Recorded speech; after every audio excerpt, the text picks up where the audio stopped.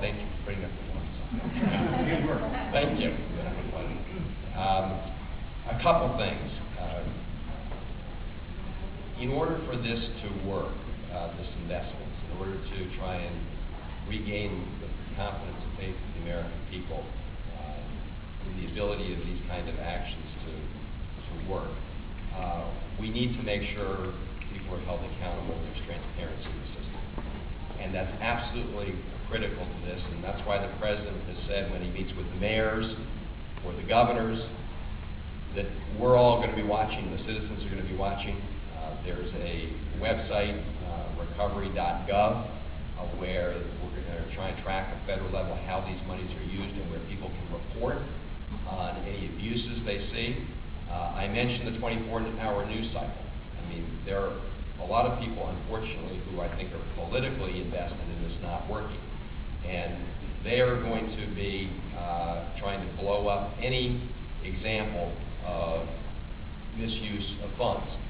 And we need to be vigilant on misuse of funds. The President's been absolutely clear, and the President's going to be trying the first to identify those misuse of funds and call people out on it, because this is a lot of money that's been spent.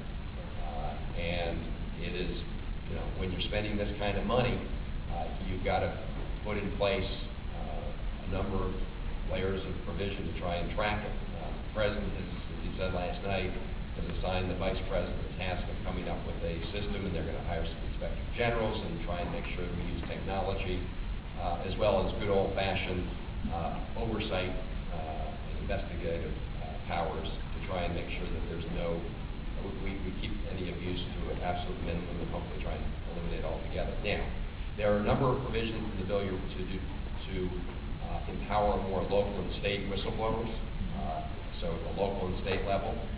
People who identify abuse should not feel in fear of losing their job because they report it.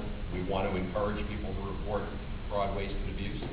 At the federal level, there are existing whistleblower protections. Now, we tried to strengthen, in fact, it was a bill, an amendment I offered with Todd Platt of Pennsylvania, who's a Republican. It was a bipartisan amendment in the House. It was adopted in the House to strengthen whistleblower protections at the federal level.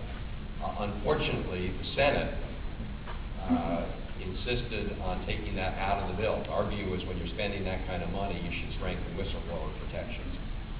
We are going to try and get those strengthened provisions back into the bill going forward. But to your main point, we need greater transparency, greater accountability in the system.